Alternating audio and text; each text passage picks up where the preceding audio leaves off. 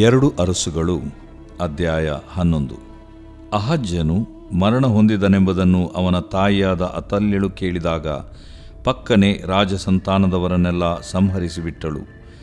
ಆದರೆ ಅರಸನಾದ ಯೆಹೋರಾಮನ ಮಗಳು ಅಹಜ್ಯನ ತಂಗಿಯೂ ಆದ ಯೆಹೋಷೆಬಳೆಂಬಾಕೆಯು ಯಾರಿಗೂ ತಿಳಿಯದಂತೆ ತನ್ನ ಅಣ್ಣನ ಮಗನಾದ ಯೆಹೋವಾಷನನ್ನು ಹತವಾಗುವುದಕ್ಕಿದ್ದ ರಾಜಪುತ್ರರ ಮಧ್ಯದಿಂದ ಅವನ ದಾದಿಯೊಡನೆ ತೆಗೆದುಕೊಂಡು ಹೋಗಿ ಮಲಗುವ ಕೋಣೆಯಲ್ಲಿ ಅಡಗಿಸಿಟ್ಟಳು. ಹೀಗೆ ಅವನು ಅತಲ್ಯಳಿಂದ ಹತವಾಗದಂತೆ ತಪ್ಪಿಸಲ್ಪಟ್ಟು 6 ವರ್ಷಗಳವರೆಗೂ ಯೆಹೋಷೆಬಳೊಡನೆ ಗುಪ್ತವಾಗಿ ಯೆಹೋವನ ಆಲಯದಲ್ಲಿದ್ದನು. ಈ 6 ವರ್ಷಗಳಲ್ಲಿ ಅತಲ್ಯಳೇ ದೇಶವನ್ನು ಆಳುತ್ತಿದ್ದಳು. 7ನೆಯ ವರ್ಷದಲ್ಲಿ ಯೆಹೋಯಾದಾವನು ಕಾರಿ ಎಂಬ ಸಿಪಾಯಿಗಳ ಮತ್ತು ಕಾವಲು ದಂಡಿನವರ ಶತಾಧಿಪತಿಗಳನ್ನು ತನ್ನ ಹತ್ತಿರ ಯೆಹೋವನ ಆಲಯಕ್ಕೆ ಕರೆಸಿದನು. ಅಲ್ಲಿ ಅವನು ಅವರ ಸಂಗಡ ಪ್ರಮಾಣಪೂರ್ವಕವಾದ ಒಡಂಬಡಿಕೆಯನ್ನು ಮಾಡಿಕೊಂಡ ನಂತರ ರಾಜಕುಮಾರನನ್ನು ತೋರಿಸಿ ಅವರಿಗೆ, ಸಬ್ಬತ್ ದಿನದಲ್ಲಿ ಮನೆಗೆ ಹೋಗುವ ಸೈನ್ಯದ 1/3 ಭಾಗವು ಅರಮನೆಯನ್ನು ಕಾಯಬೇಕು, ಇನ್ನೊಂದು ಭಾಗವು ಸೂರ್ ಬಾಗಲಿನಲ್ಲಿಯೂ ಮತ್ತೊಂದು ಭಾಗವು ಕಾವಲು ದಂಡಿನ ಹಿಂದಣ ಬಾಗಲಿನಲ್ಲಿಯೂ ಇರಬೇಕು. ಈ ಪ್ರಕಾರ ನೀವು ಅರಮನೆಯನ್ನು ಭದ್ರವಾಗಿ ಕಾಯಬೇಕು. ಇದಲ್ಲದೆ ಸಬ್ಬತ್ ದಿನದಲ್ಲಿ ಕಾಯುವುದಕ್ಕಾಗಿ ಬರುವ ನಿಮ್ಮ ಇಮ್ಮಡಿಯಾದ ಸೈನ್ಯವು ಯೆಹೋವನ ಆಲಯದಲ್ಲಿರುವ ಅರಸನನ್ನು ಕಾಯಬೇಕು. ನೀವು ಕೈಯಲ್ಲಿ ಆಯುಧಗಳನ್ನು ಹಿಡಿದುಕೊಂಡು ಅವನ ಸುತ್ತಲೂ ನಿಂತು ನಿಮ್ಮ ಗುಂಪಿನಲ್ಲಿ ನುಗ್ಗುವಂಥವನನ್ನು ಸಂಹರಿಸಬೇಕು. ಅರಸನು ಹೊರಗೆ ಹೋಗಿ ಬರುವಾಗೆಲ್ಲ ನೀವು ಅವನ ಜೊತೆಯಲ್ಲೇ ಇರಬೇಕು. ಇದೇ ನನ್ನ ಅಪ್ಪಣೆ ಎಂದು ಹೇಳಿದನು. ಯಾಜಕನಾದ ಯೆಹೋಯಾದಾವನು ಆಜ್ಞಾಪಿಸಿದಂತೆ ಶತಾಧಿಪತಿಗಳು ಸಬ್ಬತ್ ದಿನದಲ್ಲಿ ಮನೆಗೆ ಹೋಗತಕ್ಕ ಮತ್ತು ಕಾಯುವುದಕ್ಕಾಗಿ ಬರತಕ್ಕ ಸಿಪಾಯಿಗಳನ್ನು ಕರಕೊಂಡು ಅವನ ಬಳಿಗೆ ಬಂದರು. ಅವನು ಆ ಶತಾಧಿಪತಿಗಳಿಗೆ ಯೆಹೋವನ ಆಲಯದಲ್ಲಿ ಇಡಲ್ಪಟ್ಟಿದ್ದ ದಾವೀದನ ಬರ್ಜಿಯನ್ನೂ ಗುರಾಣಿಗಳನ್ನು ಕೊಟ್ಟನು. ಕಾವಲು ದಂಡಿನವರು ಆಯುಧ ಹಿಡಿದುಕೊಂಡು ಅರಸನನ್ನು ಕಾಯುವುದಕ್ಕೋಸ್ಕರ ದೇವಾಲಯದ ದಕ್ಷಿಣ ದಿಕ್ಕಿನ ಮೂಲೆಯಿಂದ ಯಜ್ಞವೇದಿಯವರೆಗೂ ಅಲ್ಲಿಂದ ಉತ್ತರ ದಿಕ್ಕಿನ ಮೂಲೆಯವರೆಗೂ ಸಾಲಾಗಿ ನಿಂತರು. ಯೆಹೋಯಾದಾವನು ರಾಜಪುತ್ರನನ್ನು ಹೊರಗೆ ಕರಕೊಂಡು ಬಂದು ಅವನ ತಲೆಯ ಮೇಲೆ ಕಿರೀಟವನ್ನಿಟ್ಟು ಕೈಯಲ್ಲಿ ಧರ್ಮಶಾಸ್ತ್ರವನ್ನು ಕೊಟ್ಟು ಅವನಿಗೆ ರಾಜ್ಯಾಭಿಷೇಕ ಮಾಡಿದನು. ಕೂಡಲೇ ಜನರು ಚಪ್ಪಾಳೆ ಹೊಡೆದು ಅರಸನು ಚಿರಂಜೀವಿಯಾಗಿರಲಿ ಎಂದು ಕೂಗಿದರು. ಅತಲ್ಯಳು ಕಾವಲು ದಂಡಿನವರ ಮತ್ತು ಇತರ ಜನರ ಗದ್ದಲವನ್ನು ಕೇಳಿ ಅವರು ಕೂಡಿದ್ದ ಯೆಹೋವನ ಆಲಯಕ್ಕೆ ಬಂದಳು. ಅಲ್ಲಿ ಅರಸನು ಪದ್ಧತಿಯ ಪ್ರಕಾರ ಸ್ತಂಭದ ಬಳಿಯಲ್ಲಿ ನಿಂತಿದ್ದನು. ಅಧಿಪತಿಗಳು ತುತ್ತೂರಿಗಳನ್ನು ಊದುವವರು ಅರಸನ ಹತ್ತಿರ ಇದ್ದರು. ಸಾಧಾರಣ ಜನರೆಲ್ಲರೂ ಸಂತೋಷದಿಂದ ಕೊಂಬೂದುತ್ತಿದ್ದರು. ಇದನ್ನು ಕಂಡ ಕೂಡಲೇ ಆಕೆಯು ಬಟ್ಟೆಗಳನ್ನು ಹರಿದುಕೊಂಡು ದ್ರೋಹ ದ್ರೋಹ ಎಂದು ಕೂಗಿದಳು. ಆಗ ಯಾಜಕನಾದ ಯೆಹೋಯಾದಾವನು ಸೇನಾನಿಗಳಾದ ಶತಾಧಿಪತಿಗಳಿಗೆ, ಈಕೆಯನ್ನು ಯೆಹೋವನ ಆಲಯದಲ್ಲಿ ಕೊಲ್ಲಬೇಡಿರಿ. 2 ಸಾಲು ಸಿಪಾಯಿಗಳು ಈಕೆಯನ್ನು ನಡುವೆ ಮಾಡಿ ಹೊರಗೆ ಕರಕೊಂಡು ಹೋಗಲಿ ಮತ್ತು ಈಕೆಯನ್ನು ಹಿಂಬಾಲಿಸುವಂಥವರನ್ನು ಕತ್ತಿಯಿಂದ ಕೊಲ್ಲಿರಿ ಎಂದು ಆಜ್ಞಾಪಿಸಿದನು. ಅವರು ಆಕೆಯನ್ನು ಹಿಡಿದು ಕುದುರೆಗಳ ಬಾಗಲಿನಿಂದ ಅರಮನೆಗೆ ಒಯ್ದು ಅಲ್ಲಿ ಹತಿಸಿದರು. ಅನಂತರ ಯೆಹೋಯಾದಾವನ ಪ್ರೇರಣೆಯಿಂದ ಅರಸನೂ ಪ್ರಜೆಗಳೂ ತಾವು ಯೆಹೋವನ ಪ್ರಜೆಗಳಾಗಿರುವುದಾಗಿ ಆತನಿಗೆ ಪ್ರಮಾಣ ಮಾಡಿದರು. ಇದಲ್ಲದೆ ರಾಜಪ್ರಜೆಗಳಿಗೂ ಒಡಂಬಡಿಕೆಯಾಯಿತು. ಯೆಹೂದ್ಯರೆಲ್ಲರೂ ಬಾಳನ ದೇವಸ್ಥಾನಕ್ಕೆ ಹೋಗಿ ಬಾಳನ ಪೂಜಾರಿಯಾದ ಮತ್ತಾನನನ್ನು ವೇದಿಗಳ ಮುಂದೆ ಕೊಂದು ದೇವಸ್ಥಾನವನ್ನು ಅದರಲ್ಲಿದ್ದ ವೇದಿ ವಿಗ್ರಹಗಳನ್ನು ಸಂಪೂರ್ಣವಾಗಿ ಹಾಳು ಮಾಡಿದರು. ಯೆಹೋಯಾದಾವನು ದೇವಾಲಯಕ್ಕೆ ಕಾವಲಿಟ್ಟು ಶತಾಧಿಪತಿಗಳು, ಕಾರಿ ಎನಿಸಿಕೊಳ್ಳುವ ಸೈನ್ಯ, ಕಾವಲು ದಂಡು, ಸಾಧಾರಣ ಜನರು ಇವರೊಡನೆ ಅರಸನನ್ನು ಯೆಹೋವನ ಆಲಯದಿಂದ ಕಾವಲು ದಂಡಿನವರ ಬಾಗಲಿನ ಮಾರ್ಗವಾಗಿ ಅರಮನೆಗೆ ಕರಕೊಂಡು ಹೋಗಿ ರಾಜಸಿಂಹಾಸನದ ಮೇಲೆ ಕುಳ್ಳಿರಿಸಿದನು. ದೇಶದವರೆಲ್ಲರೂ ಬಹಳವಾಗಿ ಸಂತೋಷಪಟ್ಟರು. ಪಟ್ಟಣದಲ್ಲಿ ಶಾಂತಿ ಇತ್ತು. ಅತಲ್ಯಳನ್ನು ಅರಮನೆಯಲ್ಲಿ ಕತ್ತಿಯಿಂದ ಸಂಹರಿಸಿದರು. ಯೆಹೋವಾಷನು ಅರಸನಾದಾಗ 7 ವರ್ಷದವನಾಗಿದ್ದನು.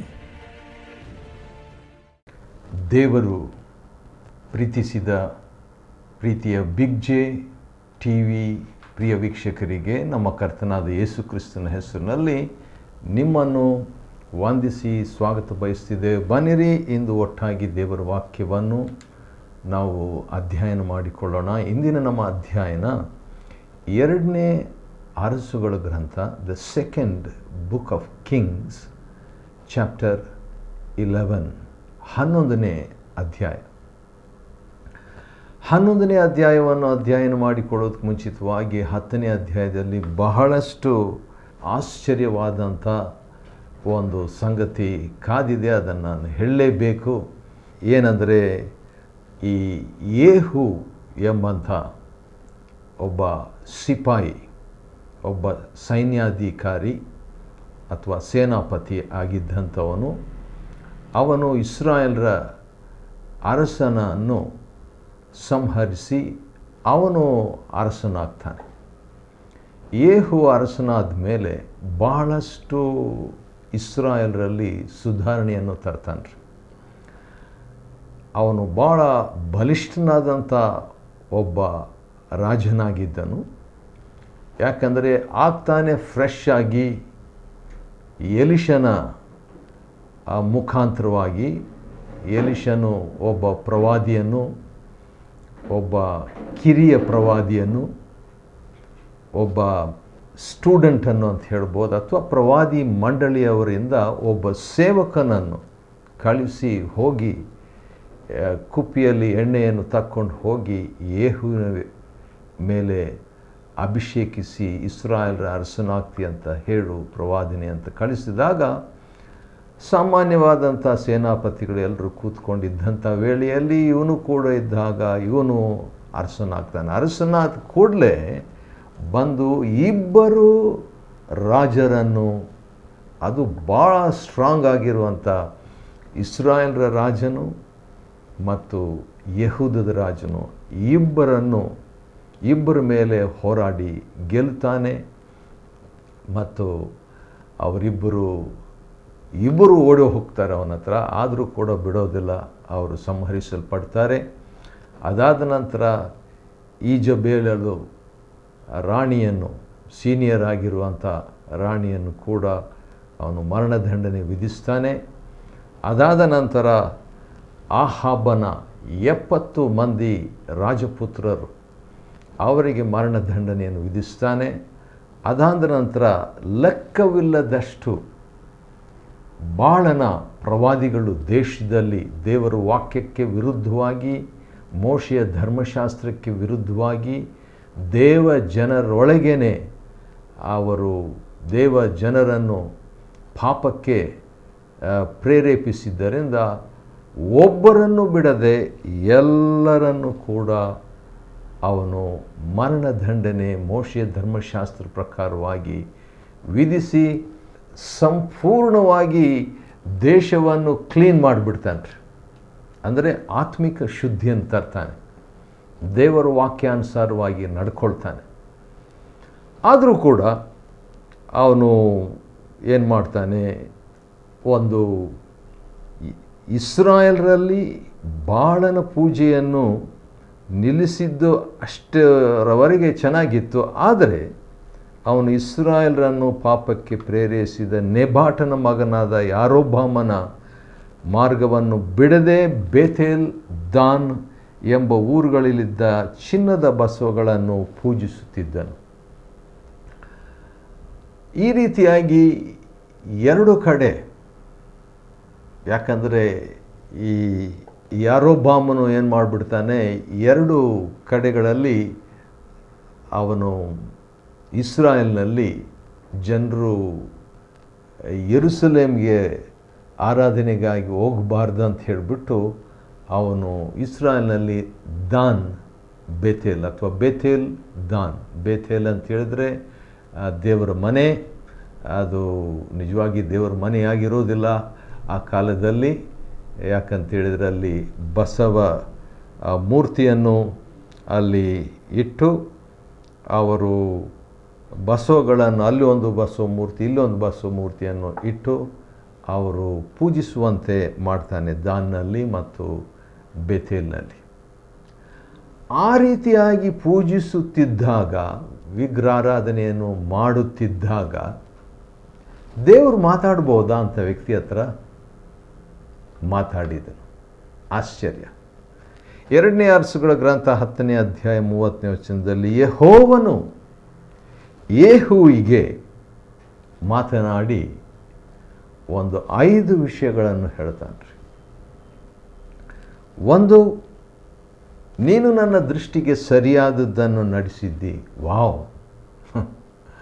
ದೊಡ್ಡ ಸರ್ಟಿಫಿಕೇಟ್ ದೇವರಿಂದ. 2ನೇ ಸರ್ಟಿಫಿಕೇಟ್, ನನ್ನ ಮೆಚ್ಚುಗೆಯನ್ನು ಪಡೆದಿ. ದೇವರ ಮೆಚ್ಚುಗೆಯನ್ನು ಪಡೆಯೋದು ಅಷ್ಟು ಈಸಿ ಅಲ್ಲ, ಭಾಳ ಕಷ್ಟ, ಅಸಾಧ್ಯ ಅಲ್ಲ.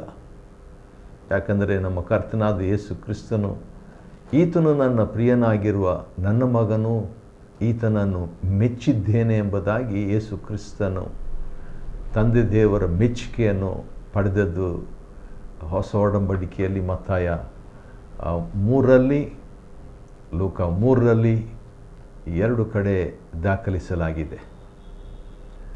ಇಲ್ಲಿ ಕೂಡ ತಂದೆ ದೇವರ ಮೆಚ್ಚುಗೆಯನ್ನು ಈ ಯೇಹು ಎಂಬವನು ಪಡ್ಕೊಳ್ತಾನೆಂದರೆ ನನಗೆ ಆಶ್ಚರ್ಯ.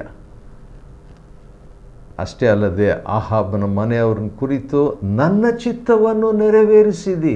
ವಾವ್, 3ನೇ ಸರ್ಟಿಫಿಕೇಟ್. ನನ್ನ ದೃಷ್ಟಿಗೆ ಸರಿಯಾದದ್ದನ್ನು ಮಾಡಿದ್ದಿ, 1 ಸರ್ಟಿಫಿಕೇಟ್, ಅದೇ ದೊಡ್ಡದು. ನನ್ನ ಮೆಚ್ಚುಗೆಯನ್ನು ಪಡೆದಿದ್ದಿ, ಅದು 2ನೇ ಸರ್ಟಿಫಿಕೇಟ್. 3ನೇದಾಗಿ ನನ್ನ ಚಿತ್ತವನ್ನು ನೆರವೇರಿಸಿದಿ. ವಾವ್, 3 ದೊಡ್ಡ ಸರ್ಟಿಫಿಕೇಟನ್ನು ಅವನು ಪಡ್ಕೊಳ್ತಾನೆ. ಅಷ್ಟೇ ಸಾಲದಂತ ಇನ್ನೊಂದು ದೊಡ್ಡ ಬ್ಲೆಸ್ಸಿಂಗ್ ದೇವರು ಅವನಿಗೆ ಕೊಡ್ತಾರೆ. ಆದುದರಿಂದ ನಿನ್ನ ಸಂತಾನದವರು 4ನೇ ತಲೆಯವರೆಗೆ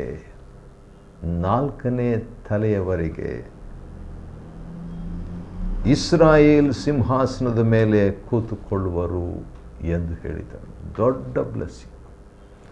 ಒಬ್ಬ ವ್ಯಕ್ತಿಗೆ ಅವನ ಕಾಲದಲ್ಲಿ ಆಶೀರ್ವಾದ ಇದ್ರೇ ಅದು ದೊಡ್ಡದು.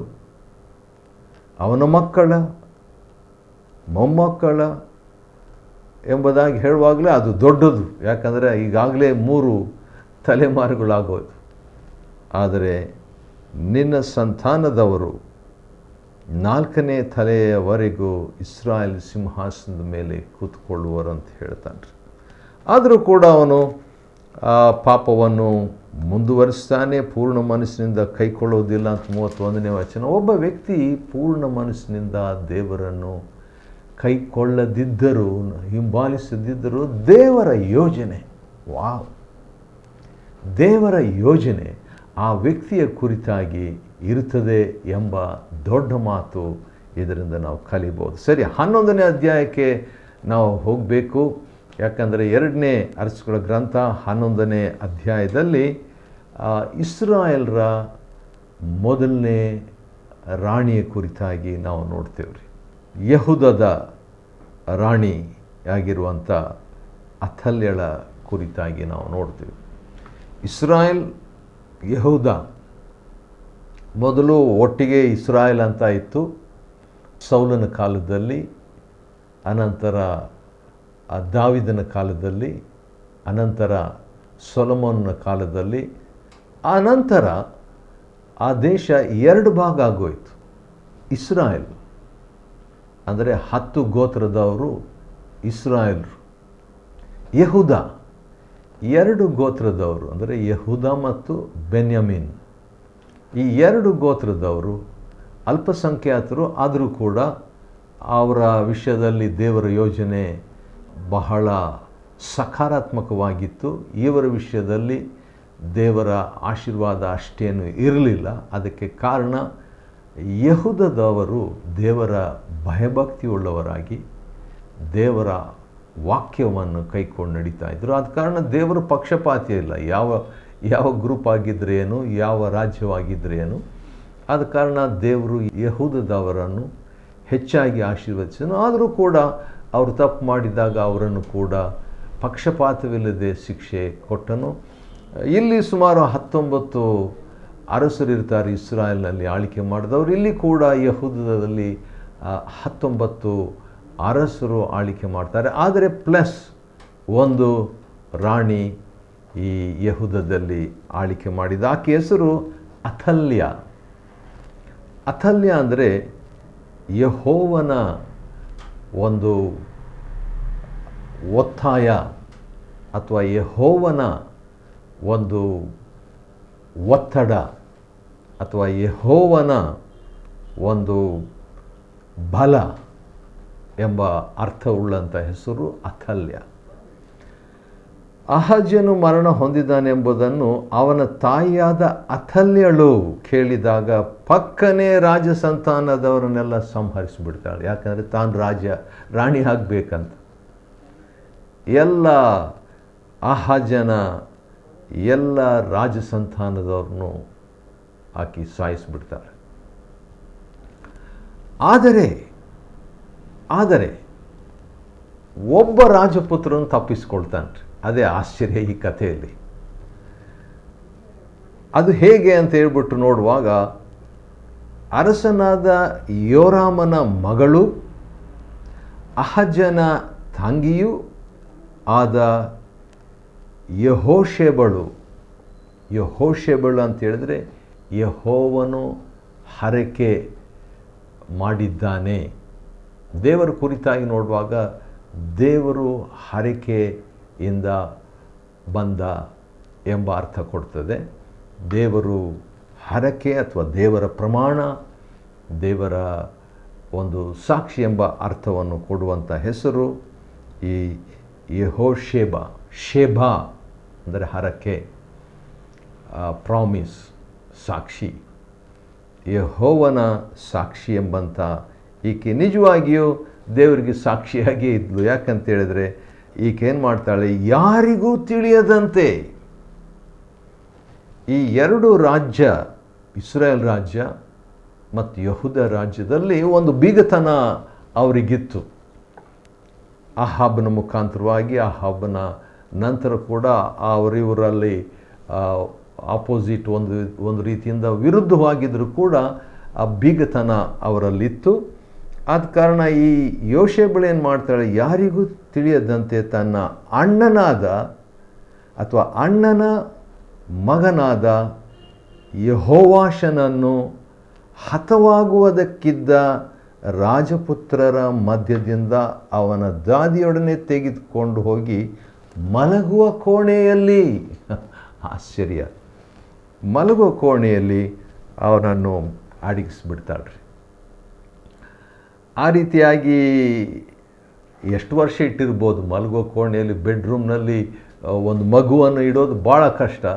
ಆದರೂ ಕೂಡ 6 ವರ್ಷಗಳು ಅಲ್ಲೇ ಹುಡುಗನನ್ನು ಅಥವಾ ರಾಜಪುತ್ರನನ್ನು, ಅವನ ಹೆಸರು ಯೆಹೋವಾಷ್ ಅಂತ ಹೇಳ್ಬಿಟ್ಟು, ಆಶ್ ಅಂತ ಹೇಳಿದರೆ ಬೆಂಕಿ ಅಂತ ಹೇಳ್ಬಿಟ್ಟು, ಯೆಹೋವಾಷ್ ಅಂದರೆ ದೇವರ ಬೆಂಕಿ ಎಂಬಂಥ ಬೆಂಕಿ. ದೇವರ ಬೆಂಕಿ ಇದ್ದಾಗ ಅದನ್ನು ಎಂಥ ಅಥಲ್ಯ ರಾಣಿಯಿಂದಲೂ ಯಾರಿಂದಲೂ ನಾಶ ಮಾಡಲಿಕ್ಕೆ, ನಂದಿಸಲಿಕ್ಕೆ ಆಗೋದಿಲ್ಲ. ಆದ ಕಾರಣ ದೇವರ ಬೆಂಕಿ ಎಂಬಂಥ ಹೆಸರಿರುವಂಥ ಇವನೇನು ಮಾಡ್ತಾನೆ, 6 ವರ್ಷ ಯೋಷೇಬಳು ಅಣ್ಣನ ಮಗನನ್ನು ಕಾಪಾಡ್ತಾಳೆ. 7ನೇ ವರ್ಷ ಭಾಳ ಇಂಟ್ರೆಸ್ಟಿಂಗ್ ಆದಂಥ ಒಂದು ಘಟನೆ ಆಗ್ತದೆ. ಯಾಕಂದರೆ ಯಾಜಕನಾದಂಥ ಯೆಹೋಯಾದಾಬನು, ಯಾದಾಬ್ ಅಂತ ಹೇಳಿದರೆ ತಿಳಿಯುವ, ಅರಿಯುವ, ತಿಳ್ಕೊಳ್ಳುವ ಎಂಬುದಾಗಿ. ಯೆಹೋಯಾದಾಬ್ ಅಂತ ಹೇಳಿದ್ರೆ ದೇವರಿಂದ ತಿಳಿಯಲ್ಪಟ್ಟವನು. ಜೆಹೋವ ನೋನ್, ದೇವರಿಂದ, ಅದಕ್ಕೆ ಯೆಹೋವನು ತಿಳಿಯಲ್ಪಟ್ಟನು ಅಥವಾ ಯೆಹೋವನಿಂದ ತಿಳಿಯಲ್ಪಟ್ಟನು 2 ಅರ್ಥ ಕೊಡ್ತದೆ. ಆದ ಕಾರಣ ಅಂಥ ಒಬ್ಬ ಯಾಜಕನು ನಿಜವಾಗಿ ದೇವರನ್ನು ಇವನು ತಿಳ್ಕೊಂಡಿದ್ದನು, ದೇವರು ಇವನನ್ನು ತಿಳ್ಕೊಂಡಿದ್ದನು.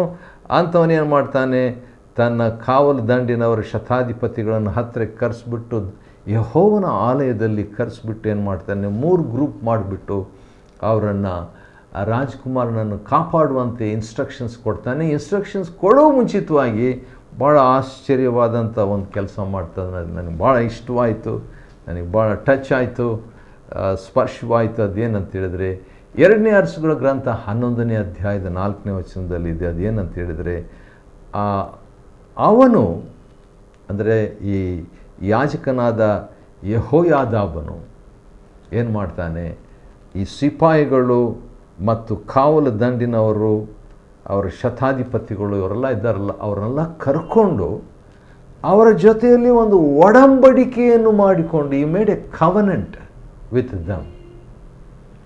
ಒಡಂಬಡಿಕೆಯನ್ನು ಮಾಡಿಕೊಂಡು ಒಂದು ಸೀಕ್ರೆಟ್ ನಾನೀಗ ಹೇಳ್ತೀನಿ ನೋಡ್ರಿ ಅಂತ ಹೇಳ್ಬಿಟ್ಟು ರಾಜಕುಮಾರನನ್ನು 6+ ವಯಸ್ಸಿರುವಂಥ 7ನೇ ವರ್ಷಕ್ಕೆ ಬರ್ತಾ ಇರುವಂಥ ರಾಜಕುಮಾರನನ್ನು ತೋರಿಸ್ತಾನೆ. ಆ ರೀತಿಯಾಗಿ ತೋರಿಸಿದ ಮೇಲೆ ಜನರಿಗೆಲ್ಲ ಸಂತೋಷ. ಒಡಂಬಡಿಕೆ ಅಂದರೆ ಜನರಿಗೆ, ಅಂದರೆ ಆ ಜನರಿಗೆ, ಅಧಿಕಾರಿಗಳು ಸಂತೋಷ ಆಗ್ತೈತೆ. ಅದಾದ ನಂತರ ಏನು ಮಾಡ್ತಾನೆ, ಕಡೆಗೆ ಅವರು ಯೆಹೋವನ ಆಲಯದಲ್ಲಿ ಅವನನ್ನು ರಾಜನನ್ನಾಗಿ ರಾಜ್ಯಾಭಿಷೇಕ ಆ 7 ವಯಸ್ಸಿರುವಂಥವನಿಗೆ ಮಾಡಿ, ಜನರೆಲ್ಲ ಕೂಡ ಕೆಲವರು ಬಂದು ಚಪ್ಪಾಳೆ ಹೊಡೆದು ಅರಸನು ಚಿರಂಜೀವಿಯಾಗಿರಲಿ ಎಂಬುದಾಗಿ ಹೇಳಿ ಘೋಷಣೆ ಮಾಡ್ತಾ ಇರುವಾಗ ಅಥಲ್ಯಳು ಆಕೆ ಬಂದು ನೋಡಿದಾಗ ಅವಳಿಗೆ ಆಶ್ಚರ್ಯ ಆಗ್ತೈತೆ. ದ್ರೋಹ ದ್ರೋಹ ಅಂತ ಕೂಗ್ಕೊಳ್ತಾಳೆ. ಆದರೆ ಈ ಯಾಜಕನಾದ ಯೆಹೋಯಾದಾಬನು ಏನು ಮಾಡ್ತಾನೆ, ಹೌದು ಆಲಯದಲ್ಲಿ ಆಕೆಗೆ ಮರಣ ದಂಡನೆ ವಿಧಿಸಬಾರ್ದು ಅಂತೇಳ್ಬಿಟ್ಟು ಹೊರಗೆ ಆಕೆಗೆ ಮರಣದಂಡನೆಯನ್ನು ಆ ರಾಣಿಗೆ, ಅಥಲ್ಯಗೆ ವಿಧಿಸಿಬಿಡ್ತಾರೆ. ವಿಧಿಸಿದ ಮೇಲೆ ಒಂದು ಸುಧಾರಣೆ ದೇಶಕ್ಕೆ ಬರ್ತದೆ. ಚಿಕ್ಕ ವಯಸ್ಸಿನಲ್ಲಿ 7 ವಯಸ್ಸಿನಲ್ಲಿ ಈ ಯೆಹೋವಾಷನು ಅಂದರೆ ದೇವರ ಬೆಂಕಿ, ಯೆಹೋವನ ಬೆಂಕಿ ಎಂಬ ಹೆಸರಿರುವಂಥವನು ರಾಜನಾಗ್ಬಿಡ್ತಾನೆ. ರಾಜನಾದಾಗ ಅವನಿಗೆ ವಯಸ್ಸು 7 ವರ್ಷ ಆಗಿರ್ತದೆ ಎಂಬುದಾಗಿ 21ನೇ ವಚನ ಮುಕ್ತಾಯವಾಗ್ತದೆ. ದೇವರ ಬೆಂಕಿ. 2ನೇ ಅರಸುಗಳ ಗ್ರಂಥ 11ನೇ ಅಧ್ಯಾಯವನ್ನು ಅಧ್ಯಯನ ಮಾಡಿಕೊಳ್ಳುವಂತೆ ದೇವರು ಕೊಟ್ಟ ಕೃಪೆಗಾಗಿ ಆತನಿಗೆ ಸ್ತೋತ್ರವಾಗಲಿ. ದೇವರು ನಿಮ್ಮನ್ನು ಆಶೀರ್ವದಿಸಲಿ.